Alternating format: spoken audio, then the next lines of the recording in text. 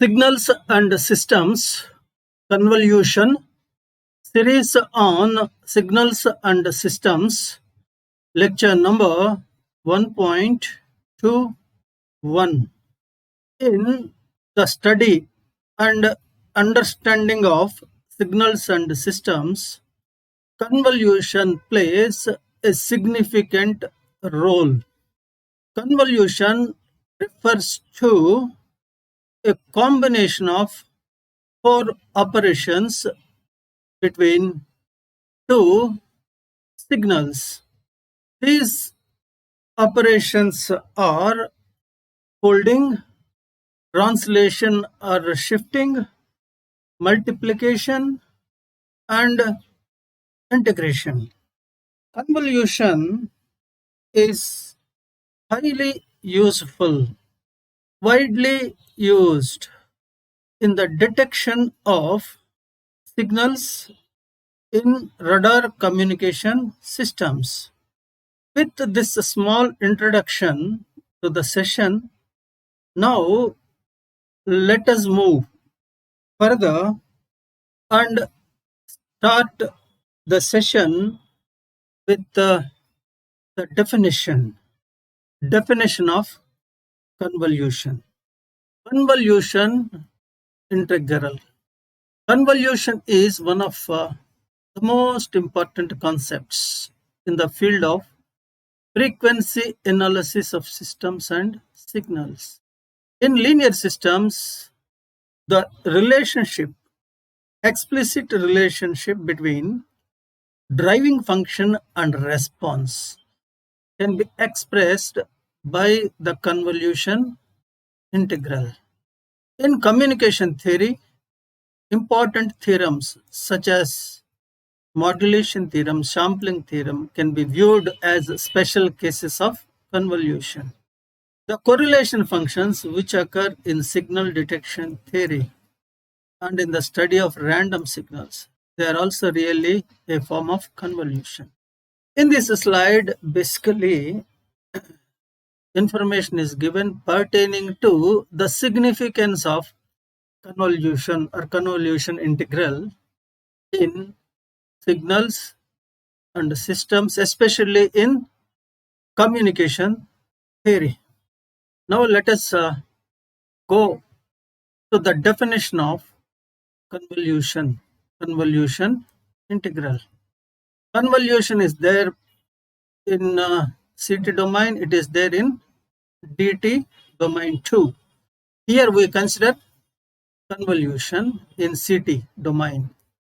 The convolution of two CT non-periodic signals is, symbol for convolution is star. F1 of t convolution F2 of t. By definition, it is integral minus infinity to plus infinity F1 of tau F2 of t minus tau d tau. This is general definition. F1t, F2t.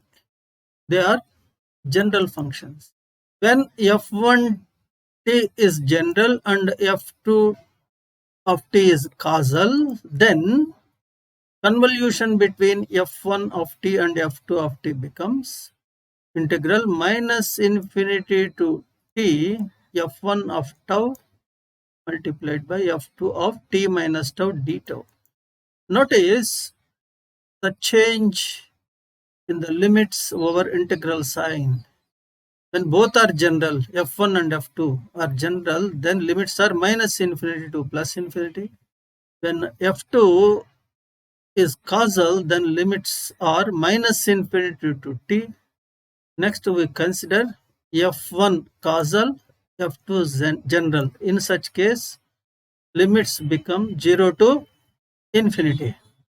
And when both are causal, F1 and F2 both are causal, then limits are 0 to t.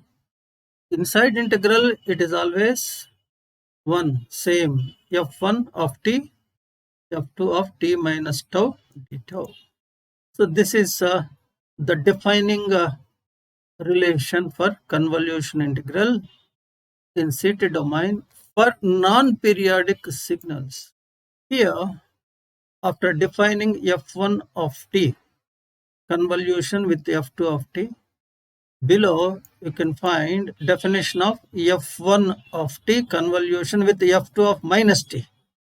One can notice it is integral minus infinity to plus infinity f1 of tau into f2 of tau minus t d tau.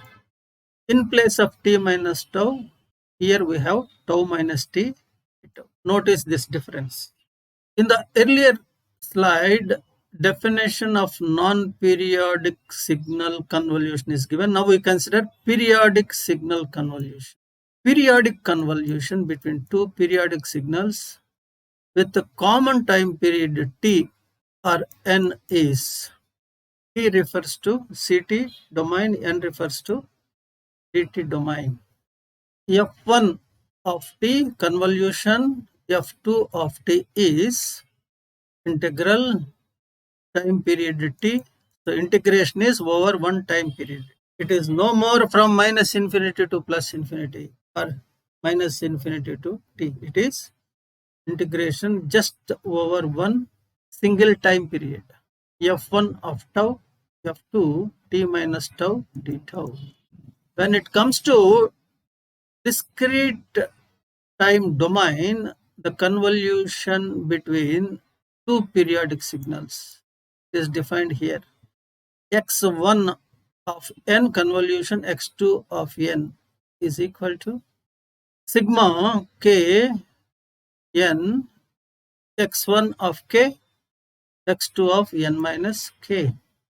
Here summation is over one time period, which is given as capital N. Before going further, certain fundamental aspect, the inner concept of this operation is to be understood. Convolution is a special kind of multiplication. It involves four operations: folding, translation, multiplication, integration. It can be noticed it is a smoothing operation. It smooths the signals.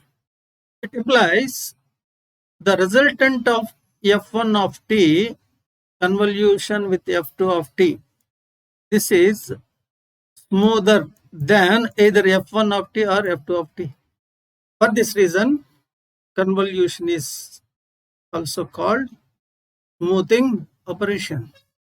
Now here we consider certain properties of convolution process, convolution operation.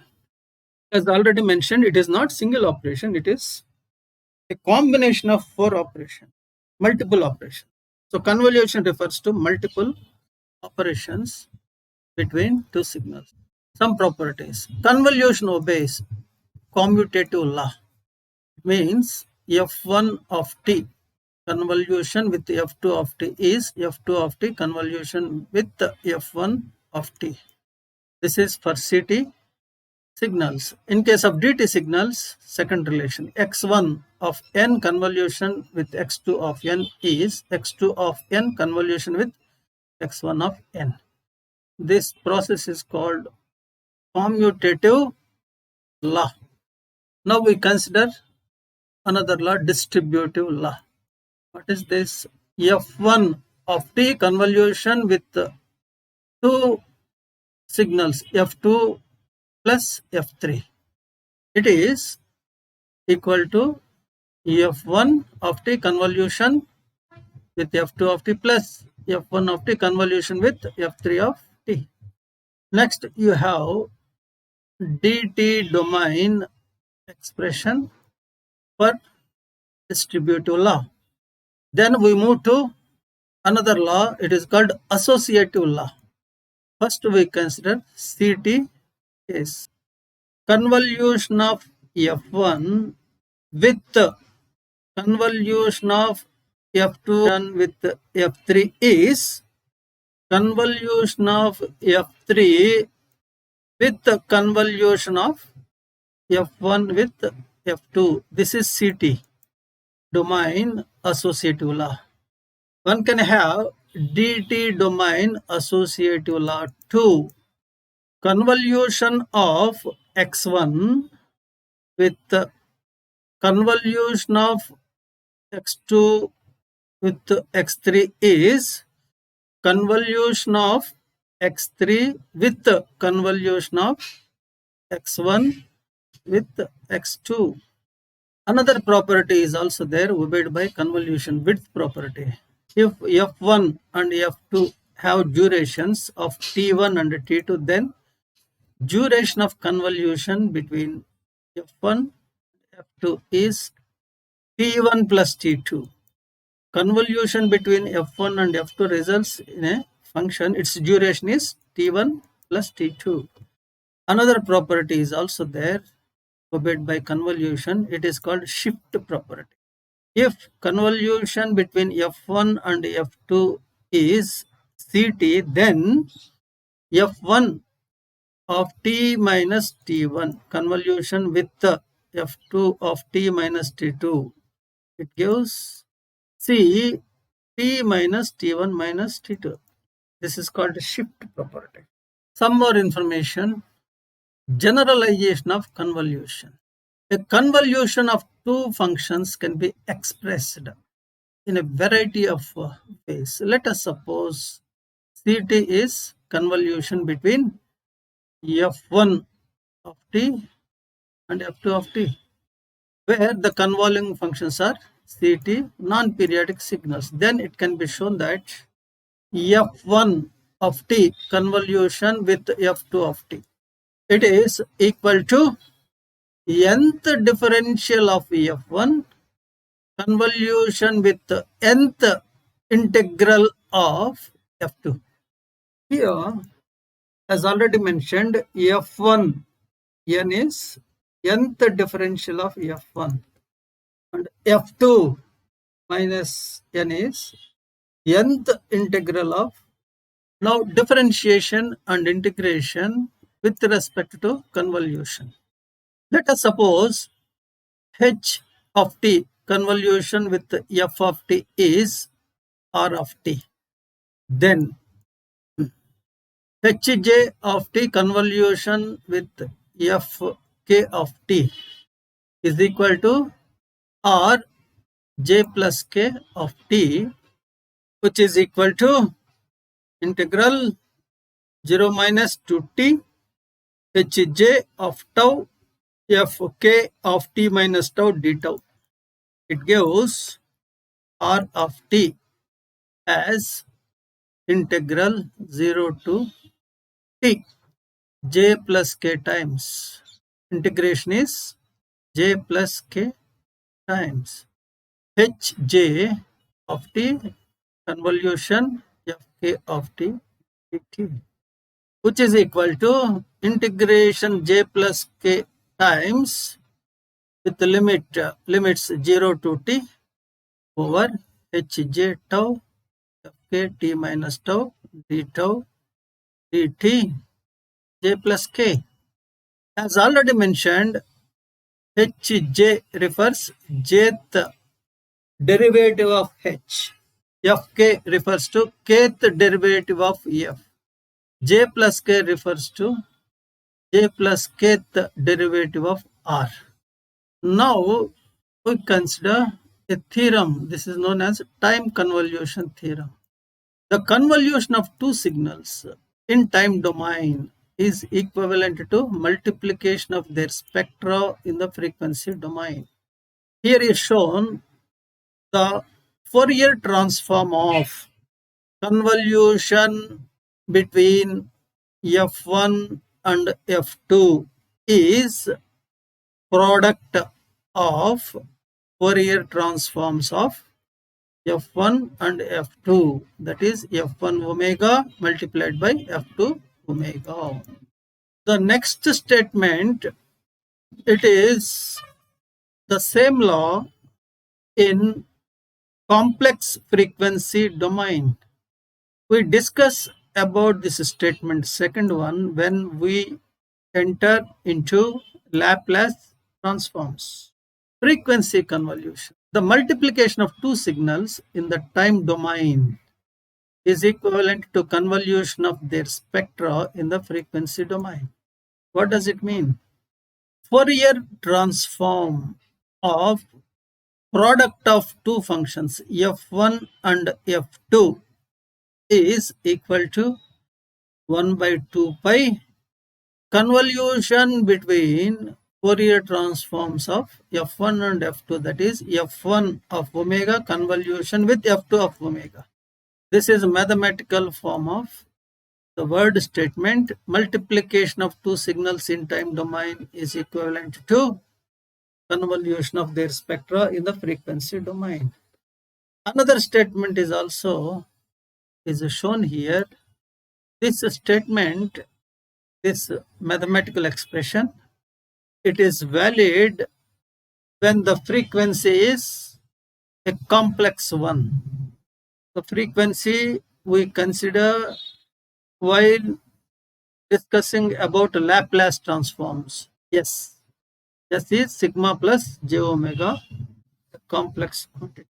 Some convolutional relations which are useful for us while dealing with the analysis of signals and systems. Convolution between f of t and delta of t. Delta of t refers to impulse, unit impulse. It gives us f of t. Convolution between two impulses gives impulse function. Convolution between nth differential of f1 with f2 is convolution between f1 and nth differential of f2. Similarly, convolution between nth integral of f1 and f2 is convolution between f1 and nth integral of f2. Convolution between f and delta prime t is f prime convolution with delta t of t. It is equal to f prime t. Here prime indicates differentiation with respect to time. Convolution between a function f and unit step is equal to integral minus infinity to t f of tau d tau. So far, we have not considered or discussed definition of convolution in discrete time domain. We started with convolution definition in CT domain and discussed several important aspects of convolution. Now we consider convolution definition in DT domain. Linear convolution in case of non-periodic sequences is defined as linear convolution. Non-periodic sequence implies we are in DT domain. Z of n, which is equal to x of n, linear convolution with y of n, is sigma k minus infinity to plus infinity x of n minus k y of k. If x of n and y of n are finite length sequences of lengths n1 and n2 respectively, then linear convolution results in another finite length sequence of length n1 plus n2 minus 1. Linear convolution may be written as a matrix multiplication as follows for n1 equal to n2 equal to 4. See, left side we have a column matrix. The right side we have product of two matrices. One matrix consisting of x signal, another matrix consisting of y. The product of these two matrices gives us linear convolution of x and y. Another convolution is also there between sequences, that is DT signals. It is called circular convolution. Circular or cyclic convolution between two non-periodic sequences of equal length n is defined as z of n is equal to x of n, circular convolution y of n is sigma k equal to 0 to n minus 1 x of n minus k mod n y of k, where m mod n is equal to m plus in for some integer I. For linear convolution, the sequences convolved need not be of equal length, whereas for circular convolution, they are required to be of same length, equal length. Circular convolution of two n-length sequences again results in another n-length sequence for n equal to 4. The convolution can be expressed, the procedure can be expressed in a matrix form. Left hand side you can see Z sequence, a column matrix. Right hand side you can see a column matrix multiplying with another matrix X. So the product results in Z. These are some of the things which I want to share with you regarding convolution. Before concluding the session, let us recollect the important aspects that are touched upon in the present session. The session started with the definition of convolution after giving a few points on the significance of convolution integral. Important properties of convolution, various laws pertaining to their behavior like commutative law, associative law, shift law, etc. They are all discussed. And the session is concluded with defining relations, convolution defining relations in DT domain. Hope this session is useful to you. We meet in another session with a new topic soon.